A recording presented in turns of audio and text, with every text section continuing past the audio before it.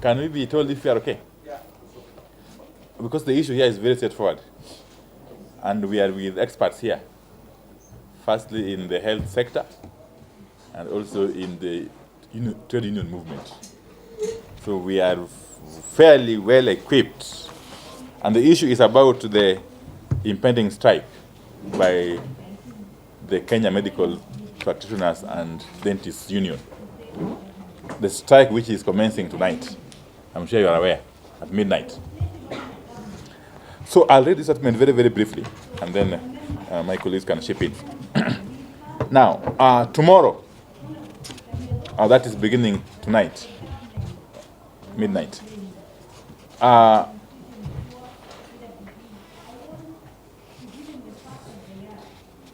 we all here?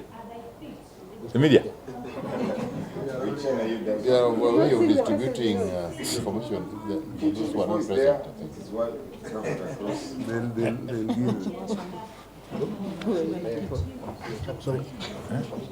Are some coming?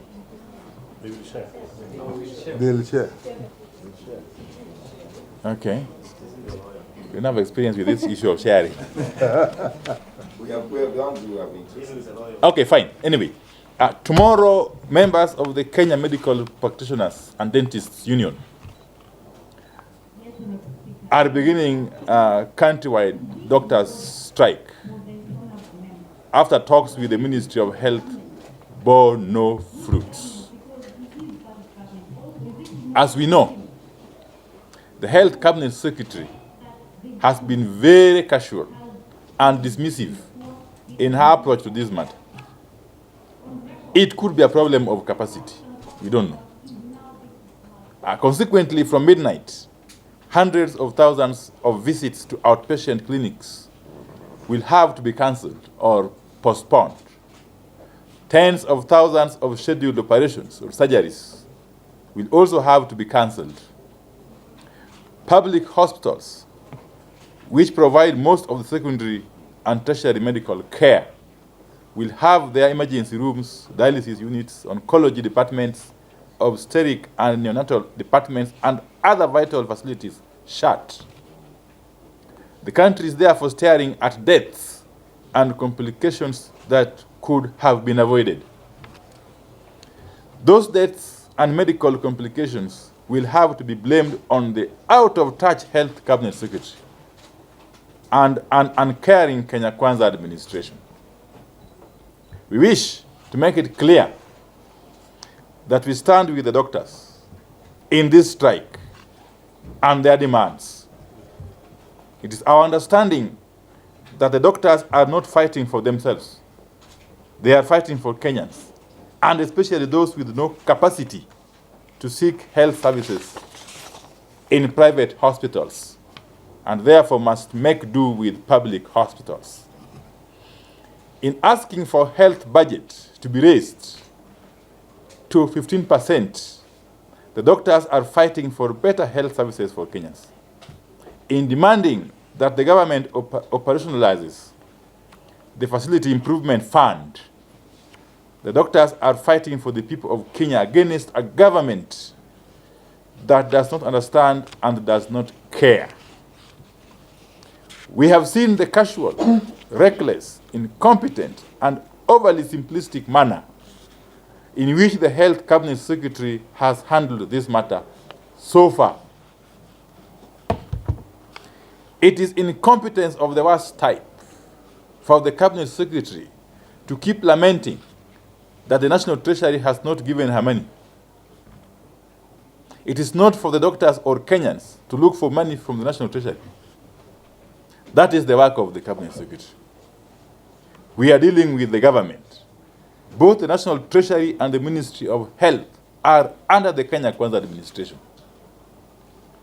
If the Health Cabinet Secretary is not able to make the National Treasury release funds for a critical ministry like hers, then she has no option but to quit, really. Maybe she's a joker. We don't know again. Maybe she does not understand the ministry and has not been able to make a compelling case for release of funds, or she just doesn't care. Whatever the case, Susan Nahumicha has failed the medical fraternity and the whole country. She must be prepared to take responsibility for any deaths that may result from this strike. What is it that the Ministry of Health did not see coming? It is the policy of the government that interns should be posted 30 days after graduation. It has delayed by now 8 months, and there's no end in sight. Didn't the government know the number of doctors who are going to graduate each year, and the policy that they have to be posted as interns 30 days after graduation? We are witnessing a clear demonstration of serious mismatch of policies, roles, and responsibilities that run across the entire Kenya Kwanza administration. It is the same confusion in the Ministry of Education, Agriculture, and everywhere else. A wrong person in a wrong job always poses a disaster. A government that talks of universal health care but cannot find money to place intern doctors is a contradiction that is worrisome. Throughout the standoff leading to the imminent strike now, the Ministry of Health has acted like an uncaring bystander. The attitude of the ministry has oscillated between cowardice, contempt, and incompetence. The ministry completely failed to learn the lessons of the past doctor strikes and refused to constructively engage with the KMPDU until the last minute. Instead of treating the medical workers with the respect they clearly deserve, the cabinet secretary took to lecturing them at political rallies where the doctors are not normally present, unleashed police on them, and resorted to mudslinging matches on social media. This is completely unacceptable. We are witnessing the consequences of a entrepreneur-driven government system in which prioritization of what to finance and what to downgrade depends on expected kickbacks. If posting interns had room for decent kickbacks to Kenya Kwanza mandarins at the National Treasury and the Ministry of Health, they would be fighting to have them posted.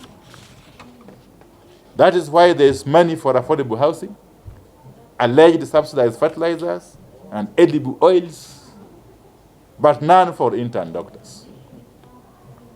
That is how pathetic it has become.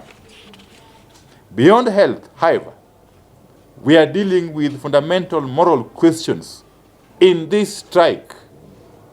What message are we sending to our youth as a country when young people study hard in high school, score top grades, study medicine in university, then the government tells them that there's no money for internship, leave alone employment? What kind of a country is Kenya Kwanza running?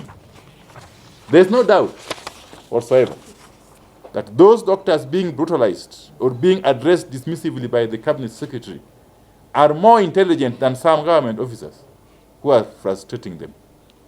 No wonder Kenya is suffering from unprecedented brain drain.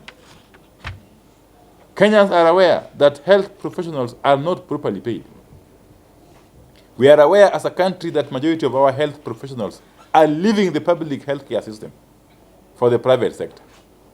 We are aware that health workers are overworked and underpaid, and this has consequences for the health of our people.